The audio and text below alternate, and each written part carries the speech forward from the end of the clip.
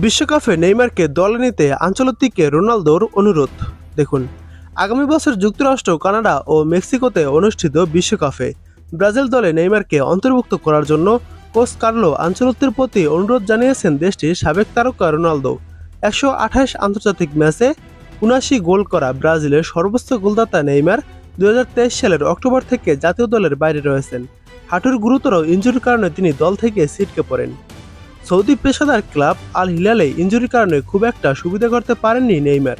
জানুয়ারিতে শৈশবের ক্লাব সান্তোসে ফিরে আসার পরও বেশ কয়েকবার চোটের কারণে মাঠের বাইরে থাকতে হয়েছে নেইমারকে। আনচেলত্তির অধীনে এ পর্যন্ত 4টি ম্যাচ খেলেছে ব্রাজিল, কিন্তু কোনো ম্যাচই দলে জায়গা হয়নি নেইমারের। সেলেসাওদের হয়ে 2বার বিশ্বকাপ জয় করা রোনালদো সাও পাওলোতে এক অনুষ্ঠানে উপস্থিত হয়ে নেইমার প্রসঙ্গে বলেছেন, ব্রাজিলিয়ান দলের জন্য নেইমার এখনও গুরুত্বপূর্ণ। আমাদের দলে নেইমারের মতো দ্বিতীয় কোনো খেলোয়াড় নেই। নেইমারের আগামী বছর বিশ্বকাপে খেলার ব্যাপারে সবাই শতভাগ আশাবাদী, কারণ সে দলে থাকলে ব্রাজিল অবশ্যই ভালো করবে।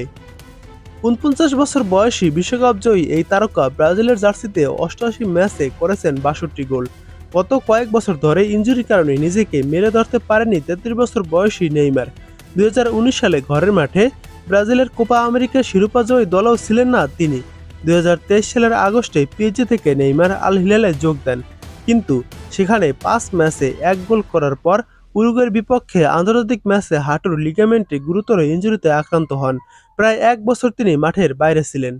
এরপর সান্তোসে পাড়ি জমানোর আগে সৌদির ক্লাবটির হয়ে আর মাত্র 2টি ম্যাচ খেলেছিলেন তিনি। সেপ্টেম্বরে বিশ্বকাপ বাছাই পর্বে ব্রাজিল দল থেকে বাদ পড়েন নেইমার। ওই সময় আনচেলত্তি বলেছিলেন, জাতীয় দলকে সহযোগিতা করার জন্য এবং বিশ্বকাপে নিজের সেরাটা দিতে নেইমারকে আরও ভালো অবস্থানে আসতে হবে। এখন দেখার বিষয় নেইমার কবে ব্রাজিল দলে ডাক পান এবং বিশ্বকাপ খেলতে পারেন কিনা।